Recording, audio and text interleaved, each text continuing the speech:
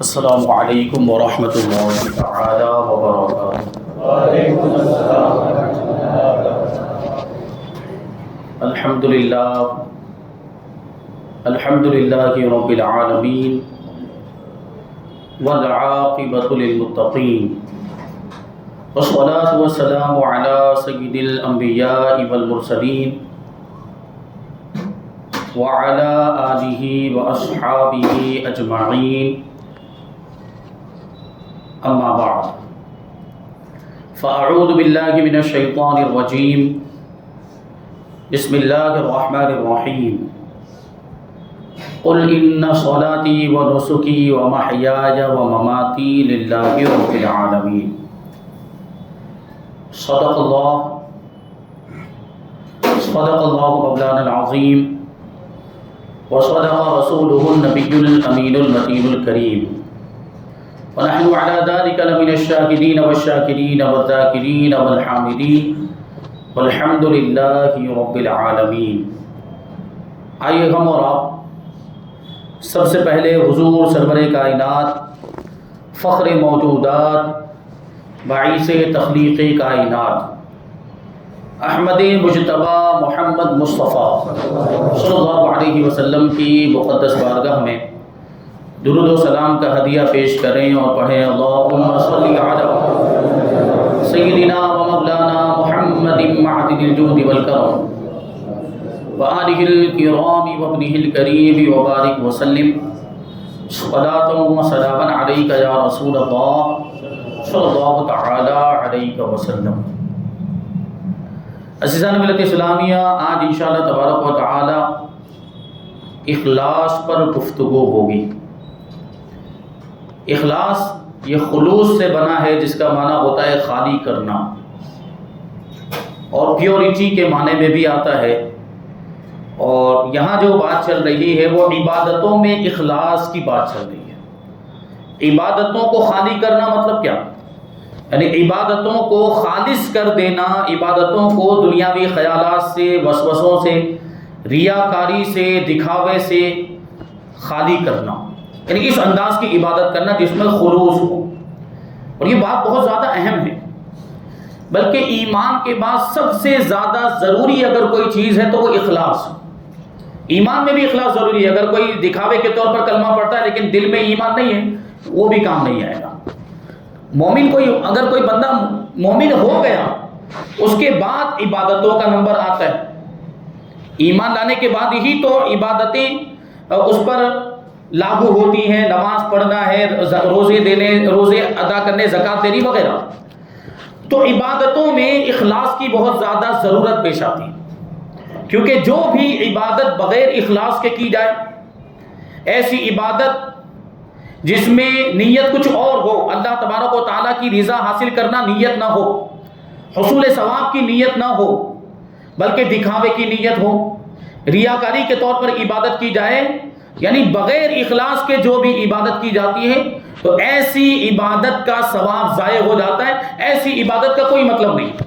جیسے نماز ہی کو لے لیں، اگر کوئی شخص نماز دکھاوے کے طور پر پڑھتا ہے کہ لوگ مجھے نمازی کہیں گے، بہت نیک کہیں، لوگ میری تعریف کریں گے اور لوگوں میں میرا چرچا ہو جائے گا، میری شہرت ہو جائے گی، تو ایسی نماز اس کے منہ پر مار دی جائے گی۔ اور یہی حال ساری عبادتوں کا ہے۔ تو عبادتوں میں اخلاص ضروری ہے، خلوص و للہیت کے ساتھ صرف اللہ کی رضا حاصل کرنے کے لیے عبادت کرنی چاہیے، ورنہ وہ عبادت کسی کام کی نہیں۔ عبادت کرنے والے بہت بھی، شیطان نے بھی تو عبادت کی تھی، شیطان نے بھی ہزاروں سال تک اللہ کی عبادت کی تھی، لیکن اس کے دل میں خلوص نہیں تھا، اس کے دل میں کھوٹ تھی۔ اگر وہ واقعی اللہ تبارک و تعالیٰ کا فرما بردار ہوتا تو اللہ کے ہر حکم پر عمل کرتا، جو سجدہ کرنے کا حکم ملا تھا اس پر بھی عمل کرتا، لیکن اس نے اس پر عمل نہیں کیا، انکار کر دیا، تو راندہ بارگاہ ہو گیا، اس کو اللہ تبارک و تعالیٰ نے ملعون فرما دیا، اس پر لعنت فرمائی، اپنی بارگاہ سے اس کو نکال دیا، ہمیشہ کے لیے دھتکارا ہوا ہو گیا۔ یہ وجہ وہی تھی کہ اس کے دل میں تکبر پیدا ہو گیا تھا، گھمنڈ پیدا ہو گیا، اپنے آپ کو بڑا سمجھنے لگ گیا تھا۔ تو ہرگز یہ کیفیت پیدا نہیں ہونی چاہیے، اپنی عبادتوں پر گھمنڈ نہیں ہونا چاہیے، اترانا نہیں چاہیے۔ اگر ہمیں عبادت کی توفیق ملی تو اللہ کا شکر ادا کرنا چاہیے، اگر ہم نماز پڑھ لیں تو اللہ کا شکر ادا کرنا چاہیے کہ اللہ نے ہمیں نماز پڑھنے کی توفیق عطا فرمائی۔ ایک نماز جب ایک مکمل ہو جائے، ایک نماز سے جب فارغ ہو مسجد سے نکلنے سے پہلے یہ دعا کر کے نکلے کہ پروردگار تو نے اس نماز میں تو بلایا، اس کے بعد والی نماز میں بھی بلانا. کیونکہ ہم اور آپ جو بھی نیک کام کر رہے ہیں، ہم اپنے سارے نیک کام کی نسبت اللہ ہی کی طرف کرتے ہیں کہ یہ جو بھی نیک کام ہو رہے ہیں اللہ تبارک و تعالیٰ کی قدرت سے، اس کے چاہنے سے ہو رہے ہیں. یہ چیز ذہن میں رہنی چاہیے. اخلاص کی بہت زیادہ اہمیت ہے اسلام کے اندر، اور اسلام نے اس کی اتنی تاکید دوسرے کسی مذہب کے اندر ایسی تاکید آپ کو نہیں ملے گی. اخلاص کے تعلق سے جو اسلام نے اپنے ماننے والوں کو جو سبق دیا ہے، وہ ایسا سبق آپ پوری دنیا کی کتابوں کو چھان لیں، مذہبوں کی کتابوں کو چھان ڈالیں، پڑھ ڈالیں، مطالعہ کر لیں، کہیں پر بھی آپ کو اخلاص کی ایسی تعلیم نہیں ملے گی جیسی تعلیم اسلام ہمیں دیتا ہے. دیکھیے ایک حدیث پاک میں اللہ کے رسول صلی اللہ علیہ وسلم نے ارشاد فرمایا کہ قیامت کے دن ایک شہید کو لایا جائے گا، جو دنیا میں شہید ہوا ہوگا اس کو لایا جائے گا، اور اس کو اللہ تبارک و تعالیٰ کے احسانات اور اس کی نعمتیں یاد دلائی جائیں گی. وہ اللہ تبارک و تعالیٰ کے احسانات کا اعتراف کرے گا، اللہ تبارک و تعالیٰ کی نعمتوں کا اقرار کرے گا. پھر اللہ تبارک و تعالیٰ اسے فرمائے گا کہ میں نے تجھے اتنی نعمتیں عطا کی، تو بتا تو نے میری رضا کے لیے کون سا عمل کیا ہے. تو وہ شہید اللہ تبارک و تعالیٰ کی بارگاہ میں عرض کرے گا کہ پروردگار، میں نے تیری رضا کے لیے، تجھے راضی کرنے کے لیے، تیرے دین کی بلندی کے لیے اور تیرے نام کو بلند کرنے کے لیے جہاد میں شرکت کی، اور خون کے آخری قطرے تک لڑتا رہا، یہاں تک کہ میں نے جام شہادت نوش کر لیا، میں شہید ہو گیا. تو اللہ تبارک و تعالیٰ جو علیم و بذات الصدور ہے، دلوں کے خیالات کو بھی جانتا ہے، نیتوں کو، ارادوں کو بھی جانتا ہے، وہ فرماتا ہے کہ میں جانتا ہوں کہ تو جھوٹ بول رہا ہے. اللہ تبارک و تعالیٰ وہ شہید جو دنیا میں شہید ہوا تھا، لوگ تو اس کو شہید سمجھ رہے تھے، لیکن دیکھیں اس کا حال قیامت کے دن کیا ہوگا. سارے شہداء کی بات نہیں چل رہی ہے، یہ مخصوص شہید کی بات چل رہی، مخصوص جو شخص ہوگا اس کی بات. تو اللہ تبارک و تعالیٰ اس سے فرمائے گا کہ میں جانتا ہوں کہ تو جھوٹا ہے، تو نے میری رضا کے لیے جہاد نہیں کیا، مجھے خوش کرنے کے لیے جہاد نہیں کیا، تو نے تو جہاد اس لیے کیا تھا کہ تجھے بہادر کہا جائے، تو نے تو جنگ میں شرکت اس لیے کی تھی تاکہ تجھے مال غنیمت حاصل ہو جائے، اور یہ دنیا میں تجھے مل چکا جو تو چاہتا تھا، یعنی تجھے بہادر بھی کہہ لیا گیا اور تجھے مال غنیمت بھی حاصل ہو گیا. اب اللہ تبارک و تعالیٰ اس کے تعلق سے حکم دے گا کہ اسے گھسیٹ کر جہنم میں ڈال دیا جائے. فرشتے فوراً اللہ تبارک و تعالیٰ کے اس حکم پر عمل کریں گے اور ایسے شہید کو گھسیٹ کر جہنم میں داخل کر دیا جائے گا. سوچیں کہ اس نے اپنی جان قربان کر دی، جان قربان کر دی، شہید ہو گیا، لیکن اس کی شہادت کسی کام کی نہیں، کیونکہ دکھاوے کے طور پر اس نے جنگ میں شرکت کی تھی، مال غنیمت حاصل کرنے کے لیے، اللہ کی رضا کے لیے نہیں کہ مال غنیمت حاصل ہوگا اس وجہ سے اس نے جہاد میں شرکت کی. تو وہ جو شہید ہو گیا اس کی شہادت اس کے منہ پر مار دی جائے گی. پھر ایک بندے کو اور لایا جائے گا جو قاری، عالم ہوگا، معلم ہوگا، قرآن پڑھنے والا، قرآن پڑھانے والا، جس نے علم حاصل کیا ہوگا، لوگوں کو پوری زندگی علم سکھاتا رہا ہوگا، لوگوں کو تعلیم دیتا رہا ہوگا.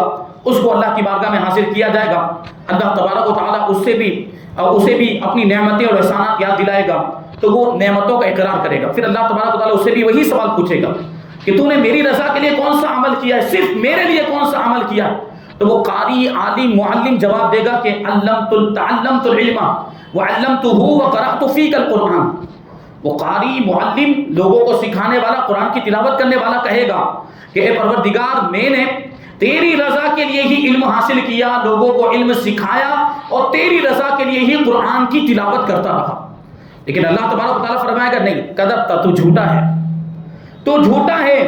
لکنک تعلمت علما لیقال انک عالم وقاری فسحب. اللہ تبارک و تعالیٰ ارشاد فرمائے گا کہ تو جھوٹ بولتا ہے، تو نے علم اس لیے حاصل کیا تھا اور تو قرآن کی تلاوت اس لیے کرتا تھا تاکہ تجھے عالم کہا جائے، تاکہ تجھے قاری کہا جائے. یعنی دکھاوے کے لیے یہ سب معاملات تھے، دنیا حاصل کرنے کے لیے یہ سب چیزیں تھی، شہرت کی طلب کے لیے یہ سب تو نے کیا تھا، اور اسی وجہ سے یہ تیرے اعمال آج ضائع ہو چکے، اس کا کوئی بھی ثواب نہیں ملے گا. اور پھر اللہ تبارک و تعالیٰ کے حکم کے مطابق اسے بھی گھسیٹ کر جہنم میں ڈال دیا جائے گا. ایک عالم جس نے دنیا کو طلب کرنے کے لیے، ریاکاری، دکھاوے اور شہرت حاصل کرنے کے لیے اگر علم حاصل کیا ہوگا، لوگوں کو تعلیم بھی دی ہوگی، تو اس کا بھی یہ عمل ضائع ہو جائے گا. پھر تیسرے نمبر پر ایک مالدار، ایک بہت ہی دولت مند غنی آدمی کو حاضر کیا جائے گا اللہ کی بارگاہ میں. اللہ تبارک و تعالیٰ اسے بھی اپنے احسانات یاد کرائے گا، وہ بھی اس کا اعتراف کرے گا، اور اللہ تعالیٰ اس سے بھی سیم سوال پوچھے گا کہ بتا تو نے میری رضا کے لیے کون سا عمل کیا، تو وہ جو مالدار شخص دنیا میں جو مالدار تھا وہ اللہ کی بارگاہ میں عرض کرے گا ما ترکت من سبیل تحب ان ينفق فیها الا انفقت فیها لک، وہ کہے گا کہ کوئی ایسا راستہ نہیں جس میں خرچ کرنا، جس میں مال خرچ کرنا تجھے پسند ہو، ہر اس راستے میں میں نے مال خرچ کیا ہے تیری رضا حاصل کرنے کے لیے۔ جو راستہ، جس راستے میں مال خرچ کرنا تجھے پسند، ہر اس راستے میں میں نے مال خرچ کیا ہے تیری رضا حاصل کرنے کے لیے۔ تو اللہ اس سے بھی فرمائے گا کہ تو بھی جھوٹا، تو نے بھی مال اس لیے خرچ کیا تھا لیقال انت جواد، تاکہ تجھے سخی کہا جائے، تاکہ تیرے سخاوت کے شہرے ہو جائیں اور تو مشہور ہو جائے۔ اپنی بڑائی کے لیے تو نے یہ کیا تھا، اور بڑا بننے کے لیے، شہرت حاصل کرنے کے لیے تو نے ایسا کیا تھا۔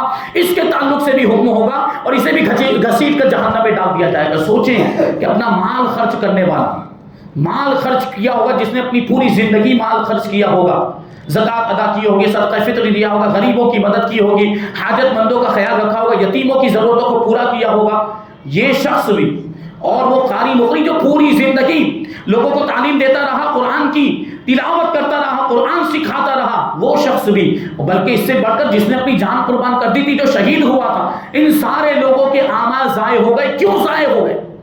ان سارے لوگوں کو ان کے اعمال کا ثواب نہیں ملے گا۔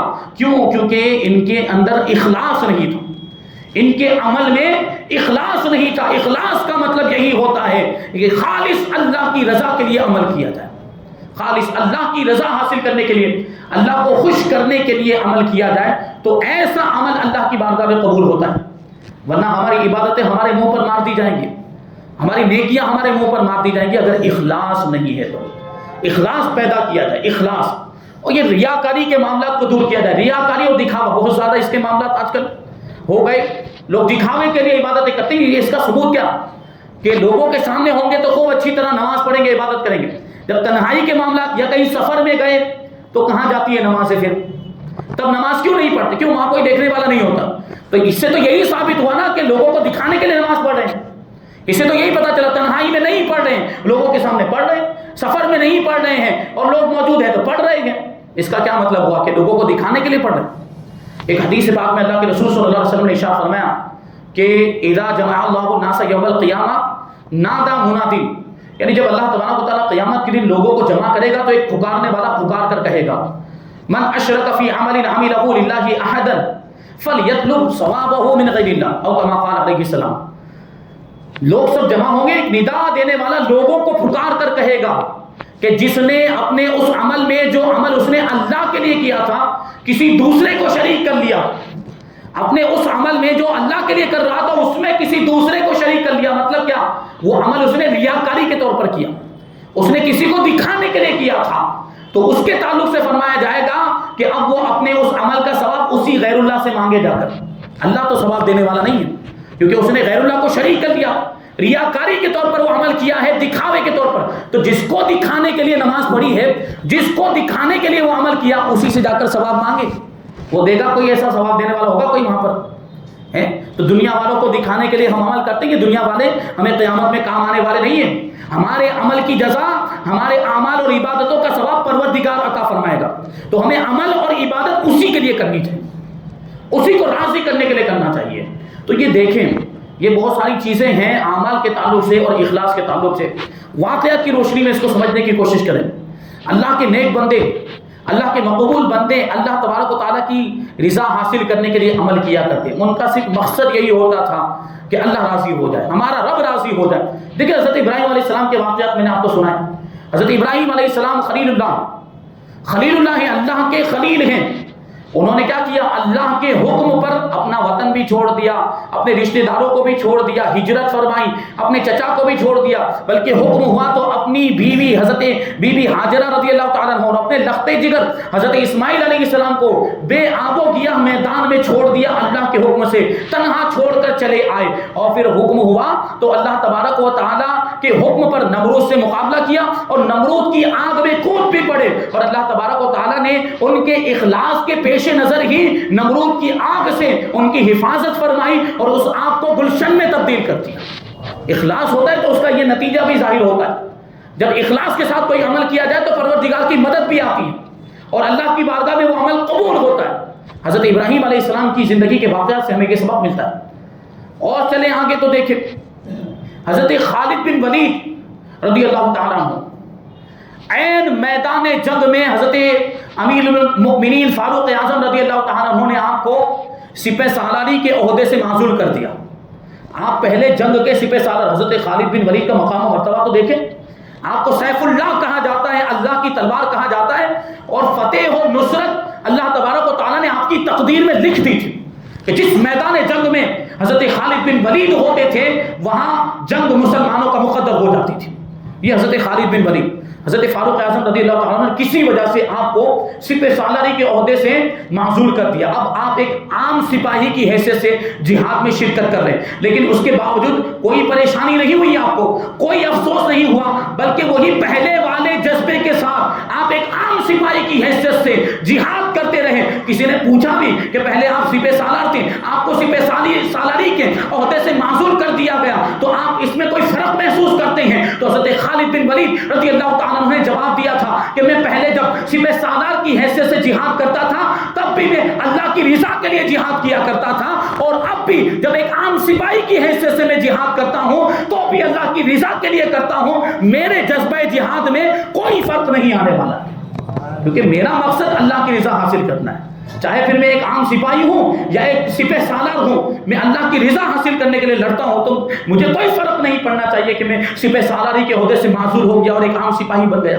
تو یہ بات ہوتی ہے. دنیا میں رہیں, دنیا میں ہم آئے تو دنیا میں یہاں پر رہنا یہ ہمارے لیے امتحان, یہ ہمارے لیے دنیا جو ہے یہ آزمائش کی جگہ ہے کہ ہم کیا کرتے ہیں یہاں پر, نیک اعمال کرتے ہیں یا برے اعمال کرتے ہیں, یا دنیا کی رنگینیوں میں ڈوب کر اللہ سے غافل ہو جاتے ہیں اور دنیا کے ہو کر رہ جاتے ہیں, یا دنیا میں رہتے ہوئے بھی اللہ کے ہو جاتے ہیں, دنیا میں رہتے ہوئے بھی دنیا سے لو نہیں لگاتے, رب سے لو لگا لیتے ہیں.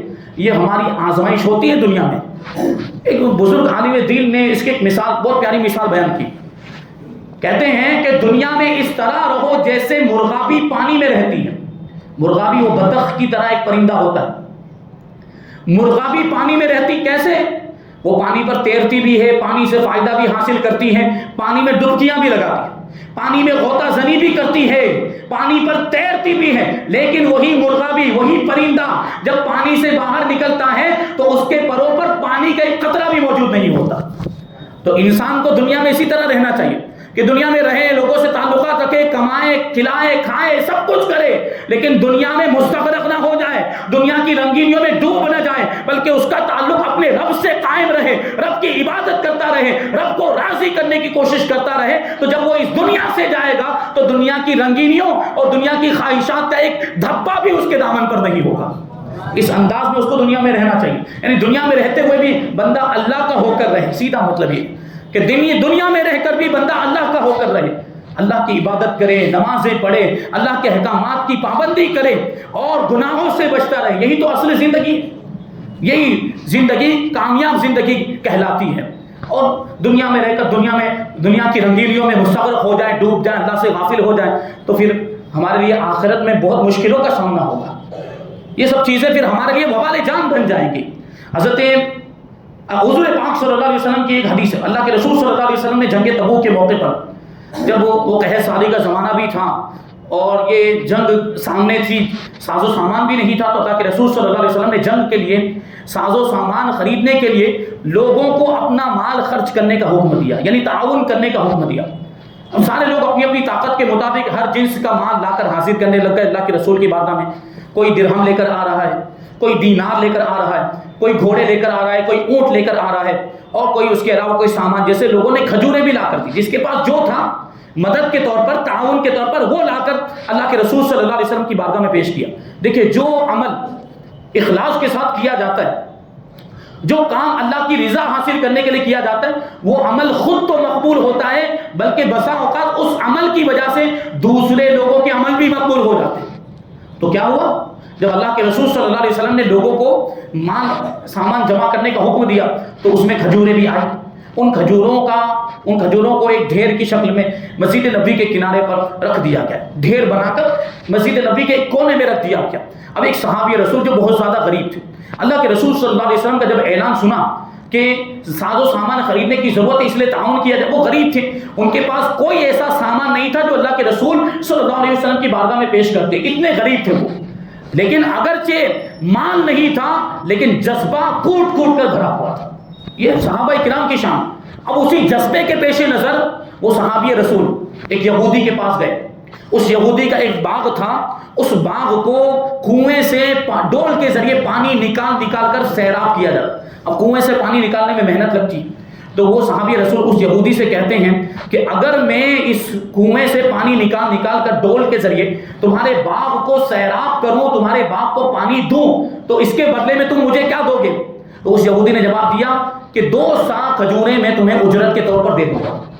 2 سا یعنی تقریباً 1 سا جو ہوتا ہے تقریباً 4 کلو کے برابر ہوتا ہے, یعنی اتنی کھجوریں میں تمہیں دے دوں گا اگر تم یہ میرے باغ کو سیراب کر دے. اب وہ صحابی رسول, ان کا جذبہ دیکھیں, پوری رات اس کنویں سے پانی نکالتے رہے, ڈول کھینچتے رہے اور اس کے ذریعے سے اس یہودی کے باغ کو سیراب کرتے رہے. پوری رات یہ عمل کیا, اور جب صبح ہوئی تو اس کے پاس گئے, یہودی کے پاس, اور کہا کہ میں نے تمہارے باغ کو سیراب کر دیا, اب جو اجرت طے ہوئی تھی وہ اجرت مجھے دے دو. چنانچہ اس یہودی نے 2 سا کھجوریں, تقریباً 8 کلو کے برابر کھجوریں ان صحابی رسول کو دے دی. اب وہ صحابی رسول اپنے گھر واپس آئے, کیونکہ وہ 2 سا کھجوریں تھیں, تو 1 سا کھجوریں انہوں نے اپنے بال بچوں کے لیے گھر پہ رکھی, اور باقی کی 1 سا کھجوریں لے کر وہ اللہ کے رسول صلی اللہ علیہ وسلم کی بارگاہ میں حاضر ہو گئے. اور یہ کھجوریں ان کو کیسے حاصل ہوئی وہ پورا واقعہ بھی بیان کر دیا. تو اللہ کے رسول صلی اللہ علیہ وسلم نے ارشاد فرمایا کہ دیکھو مسجد نبوی کے کونے میں وہ کھجوروں کا ڈھیر لگا ہوا ہے, یہ اپنی تھوڑی سی کھجوریں لے جا کر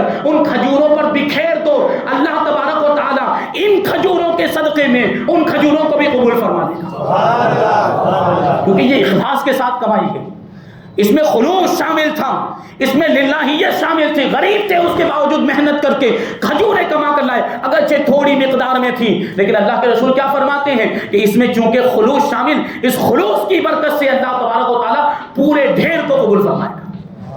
اخلاص کے ساتھ جو عمل کیا جائے اس میں یہ برکتیں ہوتی ہیں کہ وہ عمل تو قبول ہوتا ہے, اس کے ساتھ دوسروں کے عمل بھی قبول ہو جائے کرتے. حضرت مالک بن دینار رضی اللہ تعالیٰ, دیکھیں اللہ والوں کی کیا شان ہوتی ہے, اور وہ جو اللہ سے لو لگا لیتے ہیں, جو اللہ کے ہو جاتے ہیں, ہمیشہ اللہ اللہ کرتے رہتے ہیں, اور ہمیشہ ہر وقت اللہ کو راضی کرنے کی فکر ان کو ستاتی رہتی ہے. یہی خوف دل میں رہتا ہے کہ اللہ ہم سے ناراض نہ ہو جائے. حضرت مالک بن دینار رضی اللہ تعالیٰ عنہ اللہ کے بہت ہی برگزیدہ بندے, بہت بڑے اللہ کے ولی صوفی باصفا گزرے ہیں. ایک مرتبہ حج کے ارادے سے ایک قافلے میں شامل ہوئے, مکہ مکرمہ کی طرف روانہ ہوئے, تو راستے میں ایک نوجوان سے ملاقات ہوئی. وہ نوجوان پرا گندہ حال, گرد و غبار لگا ہوا ہے کپڑوں پر, اور بال بکھرے ہوئے. نوجوان سے ملاقات, وہ نوجوان بھی اس قافلے میں شامل ہو گئے. حضرت مالک بن دینار رضی اللہ تعالیٰ عنہ نے اس سے پوچھا کہاں جا رہے ہو؟ تو اس نے کہا الی اللہ, اللہ کی طرف جا رہا ہوں. حضرت مالک بن دینار نے پوچھا کہاں سے آ رہے ہو؟ من عند اللہ, اللہ کی بارگاہ سے آ رہا ہوں. اب یہ دیکھیے وہ اللہ والوں کے جواب بھی ایسے ہوتے. اس نے کیا کہا؟ من عند اللہ, اللہ کی طرف سے آ رہا ہوں. تو حضرت مالک بن دینار رضی اللہ تعالیٰ عنہ نے کہا کہ تمہارے پاس تو کوئی زیادہ راہ بھی نہیں ہے, سواری بھی نہیں ہے, یعنی سفر کے لیے جتنے سامان کی ضرورت ہوتی ہے وہ سامان بھی نہیں, کھانے پینے کا سامان بھی نہیں, اور یہ جو راستہ ہے بڑا لمبا ہے, یہ سفر بھی بڑا لمبا ہے, اور یہ منزل تک پہنچنا بڑا مشکل اور کٹھن ہے, اور اس راستے کو طے کرنا یہ خطرے سے خالی نہیں ہے. تو تمہارے پاس زیادہ راہ ہونا چاہیے, تمہارے پاس سواری بھی ہونی چاہیے, کوئی چیز ہے کہ نہیں تمہارے پاس؟ تو اس شخص نے, اس نوجوان نے جواب دیا کہ میرے پاس اللہ تبارک و تعالیٰ کے 5 اسماء ہیں, 5 نام ہیں, وہی میرے لیے کافی. تو حضرت مالک بن دینار نے پوچھا کہ وہ نام کون سے ہیں, اللہ تبارک و تعالیٰ کے وہ اسماء کون سے ہیں؟ تو نوجوان نے جواب دیا وہ اسماء ہیں کاف ہا یا عین صاد. قرآن پاک کی تلاوت کی آپ نے, یہ حروف مقطعات میں سے ہے. قرآن پاک کی بعض صورتوں کے شروع میں اس طرح کے حروف آئے ہیں, الف لام میم صاد, الف لام را, حامیم عین سین قاف, حامیم کاف ہا یا عین صاد. یہ 16ویں پارے میں سورہ مریم کے شروع میں یہ حروف موجود ہیں. ہمیں آپ کو کیا حکم ہے اس کے تعلق سے کہ ہم بس یہ یقین رکھیں, یہ عقیدہ رکھیں کہ ان کا معنی اور مطلب اللہ تبارک و تعالیٰ ہی بہتر جانتا ہے, اور اس کے بتانے سے اللہ کے رسول جانتے ہیں. ہمیں اس کا معنی اور مطلب نہیں معلوم, لیکن اللہ تبارک و تعالیٰ کی اس سے جو مراد ہے اس پر ہم یقین رکھتے ہیں, اس پر ہم عقیدہ رکھتے ہیں. ہمیں ان کا معنی اور مطلب نہیں معلوم, لیکن جو معرفت والے ہوتے ہیں, جو معرفت کے سمندروں میں غوطہ لگانے والے ہوتے ہیں, وہ ان کے رازوں میں سے بعض رازوں کو معلوم کر لیا کرتے ہیں، پورے طور پر نہیں معلوم کر پاتے لیکن بعض راز کی باتیں ان کو پتہ چل جاتی جو اہل معرفت ہوتے ہیں۔ تو یہ جو نوجوان تھا وہ ایسا ہی تھا، معرفت کے سمندر میں غوطے لگانے والا تھا۔ تو اس نے کہا کہ میرے پاس اللہ تعالیٰ کے 5 نام ہیں، اور پھر حضرت مالک بن دینار نے پوچھا کہ ان 5 ناموں کا تمہارے ساتھ ہونے کا کیا مطلب؟ تو وہ کہتا ہے کہ کاف سے مراد کافی یعنی مدد کرنے والا، اور پھر اس کے بعد جو ہاں سے مراد ہاتھی یعنی رہنمائی کرنے والا، اور اس کے بعد یا ہے، یا سے مراد مؤدی یعنی منزل مقصود تک پہنچانے والا، اور اس کے بعد جو عین ہے اس کا مطلب عالم یعنی جاننے والا، اور آخر میں جو صاد ہے اس کا مطلب ہے صادق یعنی سچا۔ مطلب کیا ہوا کہ میرا رب جو ہے وہ کافی بھی ہے یعنی مدد کرنے والا ہے، میرا جو رب ہے وہ ہاتھی بھی ہے یعنی رہنمائی فرمانے والا ہے،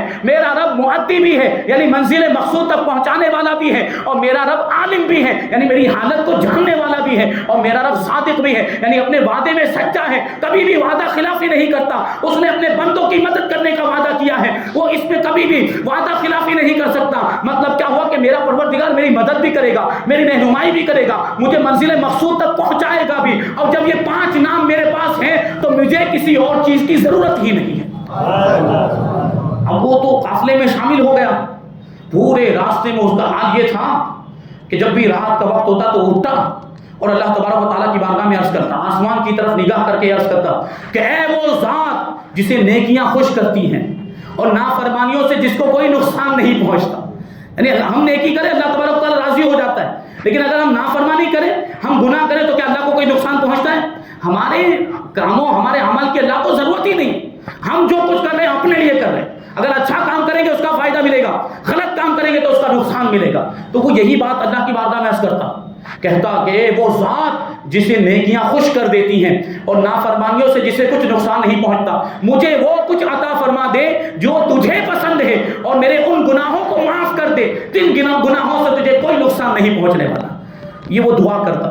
جب میقات پر لوگ پہنچ گئے، حج کے لیے جا رہے تھے، اور میقات پر پہنچنے کے بعد لوگوں نے احرام باندھ لیا اور تلبیہ پڑھنے لگ گئے، لبیک اللہم لبیک لبیک لا شریک لک لبیک ان الحمد والنعمت لک والملک لا شریک لک۔ یہ تلبیہ ہے، اس کا کیا مطلب ہوتا ہے؟ لبیک کا مطلب کیا؟ میں حاضر ہوں۔ لبیک کا مطلب کیا ہوتا ہے؟ پروردگار میں تیری بارگاہ میں حاضر ہوں۔ تو لوگ تو تلبیہ پڑھ رہے تھے، لوگ تو لبیک پڑھ رہے تھے، لیکن یہ نوجوان ایک کنارے پر خاموش کھڑا ہوا تھا، وہ لبیک لبیک نہیں پڑھ رہا تھا۔ تو لوگوں نے جا کر اس سے پوچھا کہ تم لبیک کیوں نہیں پڑھ رہے؟ تو وہ جواب دیتا ہے کہ میں اس بات سے ڈرتا ہوں کہ کہیں میں نے لبیک کہا، میں نے اللہ کی بارگاہ میں یہ عرض کیا کہ میں حاضر ہوں، اور اللہ تبارک و تعالیٰ کی طرف سے اگر مجھے یہ جواب مل گیا کہ لا لبیک تو حاضر نہیں، تو میں کیا عرض کروں گا اللہ کی بارگاہ، کون سا منہ لے کر جاؤں گا؟ اس لیے میں لبیک نہیں پڑھا۔ خوف خدا کا یہ عالم تھا اس نوجوان کا۔ پھر کیا ہوا؟ جب مینا کے میدان میں پہنچے، وہاں حضرت مالک بن دینار سے اس کی پھر سے ملاقات ہوئی، تو حضرت مالک بن دینار نے اس کو دیکھا کہ مینا میں لوگ اپنی قربانیاں ذبح کر رہے ہیں، قربانی کے جانور، حج کے لیے جو قربانی ہوتی ہے وہ جانور ذبح کر رہے ہیں، لیکن اس نوجوان کے پاس کوئی جانور ہی نہیں تھا۔ وہاں پر بھی وہ کونے میں کھڑا ہوا اور اللہ کی بارگاہ میں اس کہتا ہے کہ پروردگار، لوگوں نے اپنی قربانی کے جانور بھی ذبح کر دیے اور تیرا قرب حاصل کر لیا، اس قربانی پر ثواب مل گیا ان کو، لیکن میرے پاس اتنی رقم ہی نہیں ہے کہ میں جانور خرید کر تیری بارگاہ میں قربانی کر سکوں۔ اے پروردگار، میری یہ جان حاضر ہے، اسی کو قبول فرما۔ یعنی قربانی کا جانور نہیں ہے لیکن میری یہ جان حاضر ہے، اسی کو قبول فرما لے۔ اتنا کہنا تھا کہ وہ غش کھا کر زمین پر گرا، فوراً اس کی روح قفس عنصری سے پرواز کر گئی، اس کی روح جسم کی قید سے آزاد ہو گئی، وہ دار فنا سے دار بقا کی طرف روانہ ہو گیا، اور اللہ تبارک و تعالیٰ نے اس انداز میں اس کی جان کو قبول فرما لیا۔ اور جب اس کا انتقال ہو گیا تو ایک آواز آئی، غیب سے ایک آواز آئی، ہذا حبیب اللہ ہذا قتیل اللہ، یہ اللہ کا حبیب ہے اور یہ اللہ کی راہ میں، یوں سمجھے کہ قتل ہو گیا، اللہ کی راہ میں اس کا انتقال ہوا ہے، کیونکہ اس نے اپنی جان کو اللہ کی بارگاہ میں پیش کیا۔ حضرت مالک بن دینار کہتے ہیں کہ اس کی تجہیز و تکفین کی گئی، نماز جنازہ پڑھ کے اس کو دفن کر دیا گیا۔ پھر میں نے رات میں اس کو خواب میں دیکھا تو میں نے اس سے پوچھا کہ تیرے ساتھ کیا سلوک کیا گیا؟ تو اس نے جواب دیا کہ میرے رب نے میرے ساتھ وہی سلوک کیا جو شہدائے بدر کے ساتھ کیا گیا تھا۔ اب شہدائے بدر کا مقام و مرتبہ پہلی جنگ اسلام کی، اور ان کی ایک عظیم فضیلت خصوصیت ہے، یہ کہتا ہے کہ میرے ساتھ وہی سلوک کیا گیا جو شہدائے بدر کے ساتھ کیا گیا تھا۔ تو حضرت مالک بن دینار نے اس سے پوچھا کہ ایسا کیسے؟ تو اس نے کہا کہ میرے ساتھ یہ معاملہ اس لیے ہوا میرے خلوص اور للہیت کی وجہ سے، ہر وقت وہ جو اللہ کی راہ میں روتا رہتا تھا، اس نے یہ جواب کیا کہ شہدائے بدر کے برابر مجھے ثواب ملا ہے. شہدائے بدر کے ساتھ جو سلوک کیا گیا تھا ویسا ہی سلوک میرے ساتھ کیا گیا، کیونکہ وہ کفار کی تلوار سے شہید ہوئے تھے اور میں جبار کی تلوار کا قتیل ہوں. یعنی میں نے اپنی جان کو اللہ کی بارگاہ میں پیش کیا تھا، اس لیے مجھے یہ ثواب ملا ہے.